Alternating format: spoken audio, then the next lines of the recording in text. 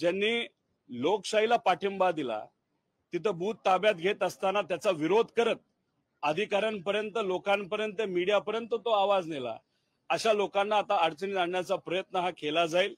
त्यामुळे जी व्यक्ती मी बोलत आहे, जे right and left hand Munde साहेबांचे आहेत, त्यांची पार्श्वभूमी काय हे कुठेतरी आपल्याला बघावं लागलं. त्याच्याच बरोबर तिथे जे छोटे मोठे व्यावसायिक आहेत, गरीब व्यावसायिक आहेत, त्यांना जाऊन एकदा विचारा की तिथं काय पद्धतीचं राजकारण केलं जातं आणि वसुली कशी केली जाते, याच्यावरनं अंदाज येईल परळीमध्ये काय चाललंय.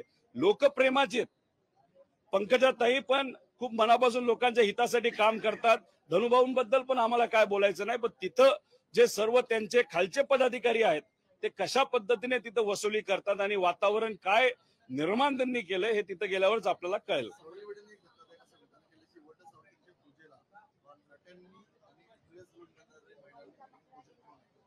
त्यांच्या वक्तव्यावर किती आपण लक्ष द्यायचं. आंब्याचं वक्तव्य आपण ऐकलं, महात्मा फुलेंच्या विरोधात त्यांनी अतिशय चुकीच्या पद्धतीने वक्तव्य केलेलं हे आपल्या सर्वांना माहिती आहे.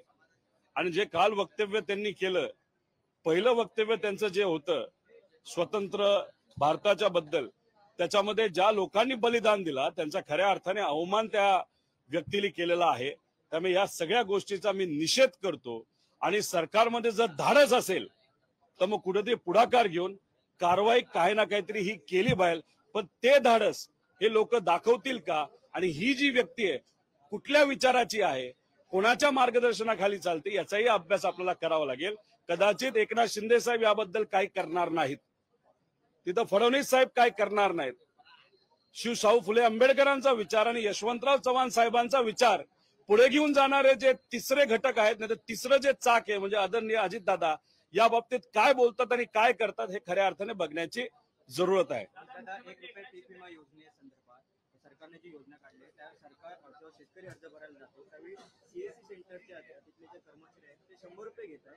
मात्र या सगळ्याची पाठराखण आहे ते दादाजी भुसेने केली, जे सरकारमध्ये आहे.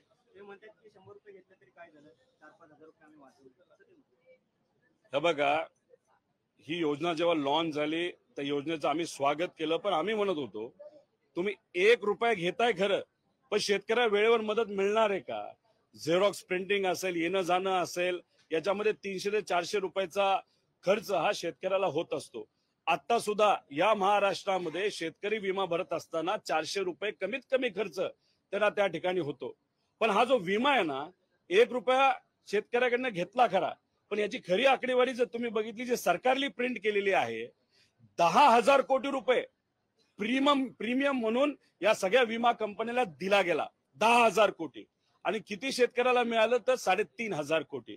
मग आमचं विचारणं अशी आहे, 6,500 कोटी गेले कुठं हे सरकारने कुठेतरी तिथं सांगावा. शेतकऱ्याचा फायदा झाला का या विमा कंपनीचा फायदा झाला हे खऱ्या अर्थाने आता सांगण्याची वेळ आलेली आहे. आम्ही हेच म्हणतोय, हे सरकार कमिशनखोरी करणारं सरकार आहे. त्यामुळे विमा कंपनीच्या बाबतीत सुद्धा कमिशनखोरी झाली आहे का हे बघावं लागेल. आणि त्यातला काही हिस्सा हे भुसे साहेबांना माजी कृषी मंत्री असल्यामुळे मिळाला काय, याच्या खोलामध्ये जाण्याची जरूरत आहे.